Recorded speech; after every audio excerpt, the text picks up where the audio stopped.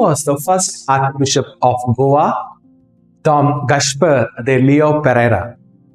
So Goa was raised as an archbishopric way back in 1557 to 1558. Dom Gaspar de Leo Pereira was the first archbishop.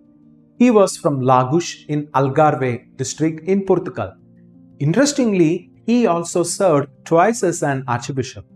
Out of humility, he never consented to accept his appointment, but he did so only after a vision of Saint Peter, the Prince of Apostles. During his time, a number of churches, including the Holy Spirit in Margao, Sandan in Talauli, Nagua, Holy Trinity, Kandoli, Agashi, Salvador do Mundo, and São Pedro. All these churches were founded during his time.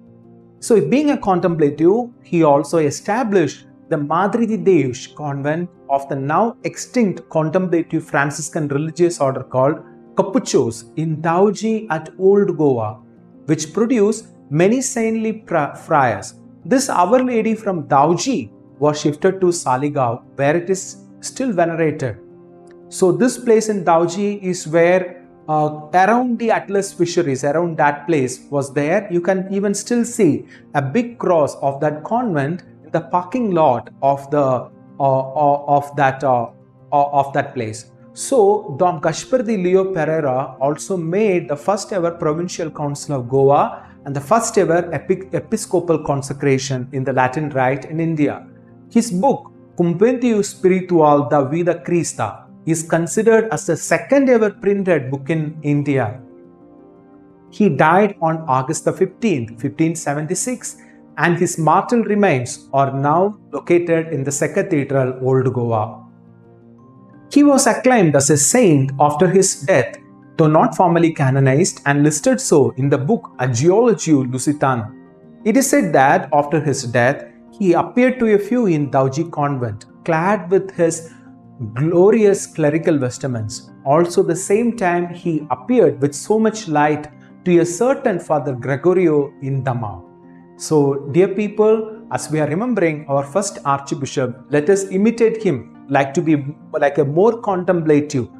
Even though he was an archbishop of the first ever Latin archbishopric in whole of India, he was so humble that he wasn't attached to his office. He was so humble in his outlook as well as his spirituality, and he spent most of the time in prayer.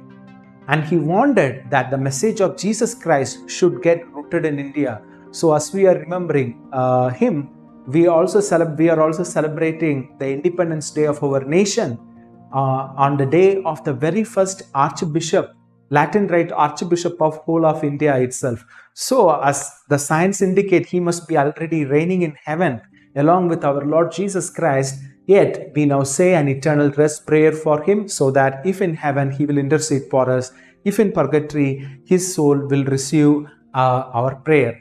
Eternal rest grant unto his soul, O Lord, and let perpetual light shine upon him.